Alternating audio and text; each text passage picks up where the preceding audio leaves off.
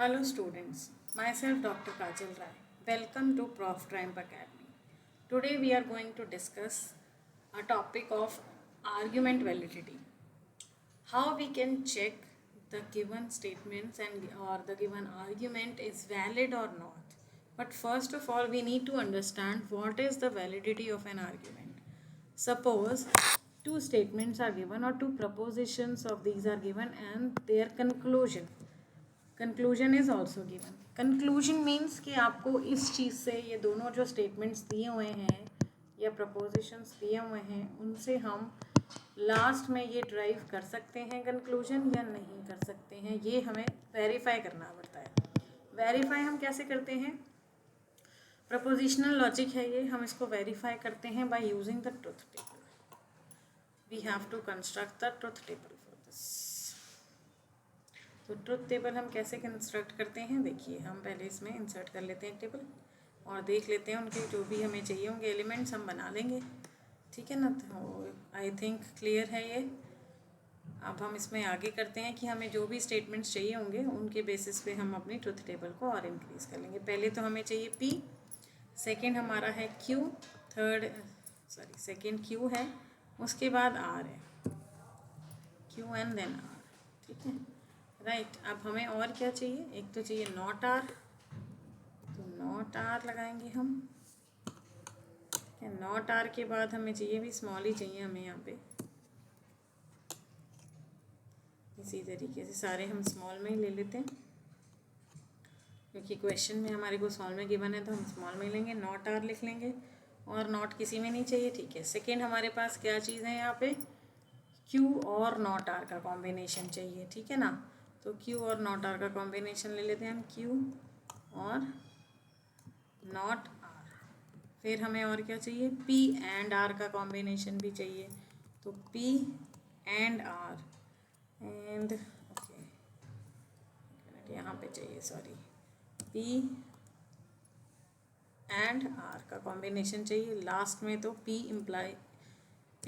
Implies चाहिए, फिर implies यानी बाय इम्प्लीकेशन वाला. अब हमें और भी चाहिए ट्रुथ टेबल, इसमें वैल्यूज़ ऐड करनी है और भी चाहिए हमें, तो इसके लिए हम ऐड कर लेंगे यहाँ पे टेबल में हम क्या करेंगे, इंसर्ट राइट. ठीक है, हमें और भी चाहिए ना.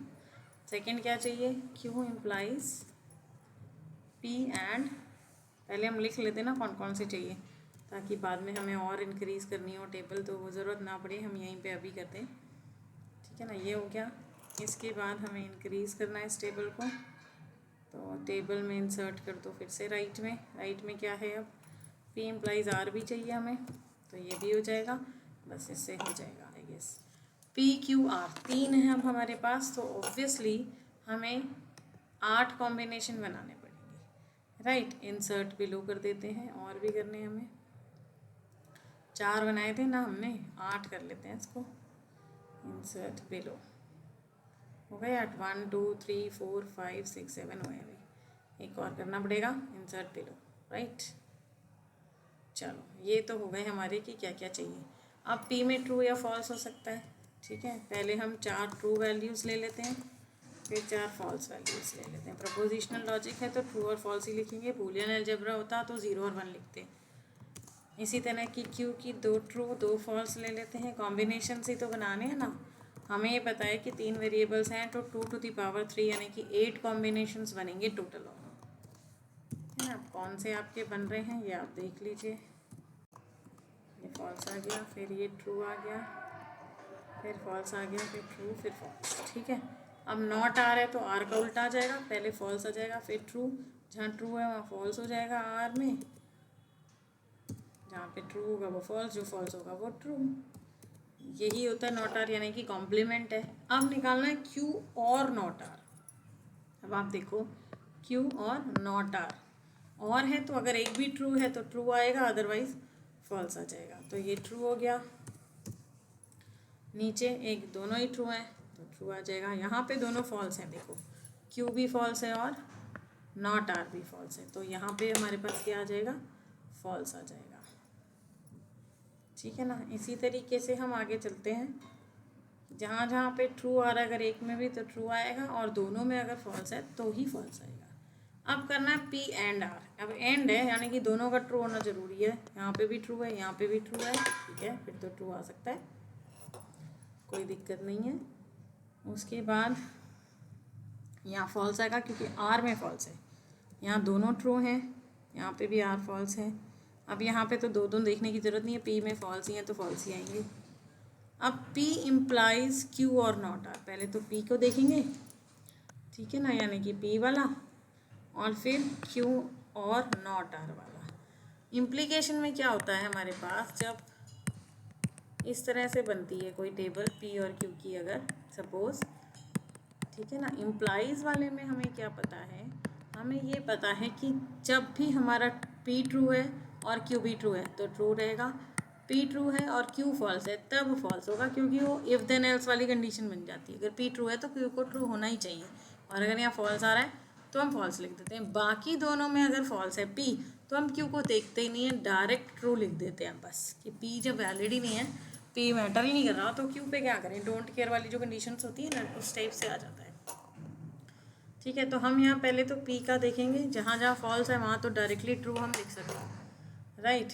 तो यहाँ पे 4 जो नीचे हैं यहाँ पे तो ट्रू ही आ जाएगा, हमें परवाह ही नहीं है कि सेकंड वाले में क्या था, राइट। इसी तरह से अब यहाँ देखो, जो ट्रू है हमारे पास, P ट्रू है, ठीक है भाई, यहाँ पे P ट्रू है और इस वाले में भी ट्रू है, तो फिर कोई दिक्कत नहीं है, यहाँ भी ट्रू आएगा, राइट।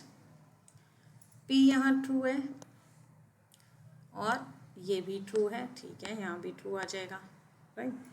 P ट्रू है, यहाँ पे फॉल्स आ रहा है। अब देखो तो क्या आता है, जब पहला ट्रू हो दूसरा फॉल्स है तो फिर फॉल्स आएगा, तो हम यहाँ फॉल्स कर देंगे।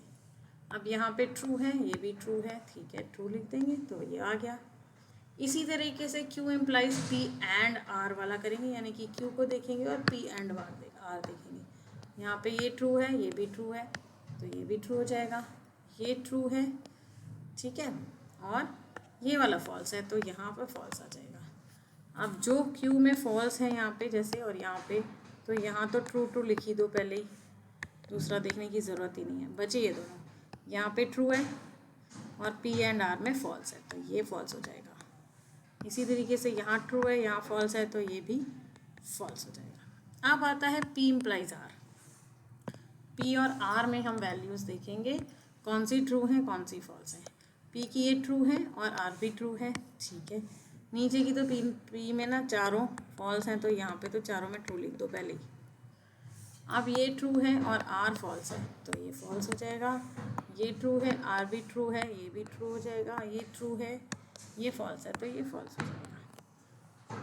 नाउ फाइनली हमारी टेबल बन गई है। अब हमें देखना क्या है इस टेबल में, कैसे वैलिडिटी प्रूव करनी है हम वो देखते हैं, ठीक है। हमें अब देखना है हमारी टेबल में ये वाला स्टेटमेंट फर्स्ट आर्ग्यूमेंट है और ये सेकंड आर्ग्यूमेंट है। जहाँ जहाँ पे ये दोनों ट्रू आ रहे हैं, जैसे फर्स्ट केस में ये ट्रू है, ये भी ट्रू है और उसका कंक्लूजन भी ट्रू है, तो ऑल राइट, इन तीनों को मिला के हमारी बनती है क्रिटिकल रो। सारी क्रिटिकल रो को हम चेक करेंगे, जहाँ जहाँ पे दोनों आर्ग्यूमेंट्स या स्टेटमेंट्स ट्रू होंगे, सिर्फ उनको, एक भी फॉल्स है तो उसको चेक नहीं करेंगे, ठीक है। इसमें ये फॉल्स है, इसको भी चेक नहीं करेंगे। यहाँ ट्रू है, यहाँ ट्रू है और ये क्या आ रहा है, फॉल्स, ठीक है। इसी तरीके से बाकी देखो, यहाँ ट्रू है, यहाँ ट्रू है, यहाँ भी ट्रू है, ठीक है, यहाँ ट्रू है, यहाँ भी ट्रू है, यहाँ भी ट्रू है, ये भी ठीक है। 3 क्रिटिकल रोज में तो कोई दिक्कत नहीं है, 2 आर्ग्यूमेंट शो है तो ये कंक्लूड हो रहा है, लेकिन यहाँ पे ये फॉल्स आ रहा है।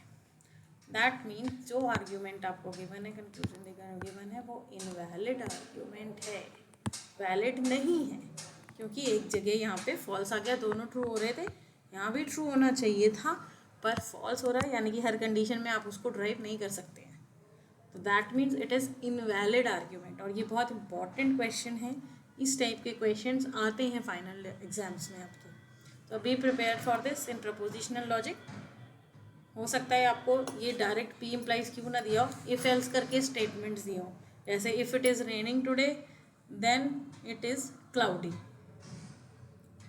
ठीक है ना, देन इट इज़ क्लाउडी। तो इफ़ देन एल्स वाले हो सकता है इस तरीके से दें, तो आप इट इज़ रेनिंग को मान लो P और इट इज़ क्लाउडी को मान लो क्यों। इस तरीके से आप इम्प्लाइज कर सकते हैं, स्टेटमेंट्स को मान सकते हैं। Let P equals to it is raining and let Q equals to it is cloudy. उसके बाद के स्टेटमेंट्स भी फिर इसी तरीके से बन जाएंगे। पी क्यू बन गए तो बाकी तो बन ही जाएगा ना। सॉल्व इसी तरीके से करना है, पूरे नंबर मिलेंगे आपको। ठीक है, क्रिटिकल रो को चेक करना है हमें बस। उसमें भी दोनों आर्ग्यूमेंट्स है, वो अगर ट्रू हैं तब कंक्लूजन वाले को चेक करेंगे, अदरवाइज नहीं करेंगे। I hope you understand this topic very well. Thank you so much.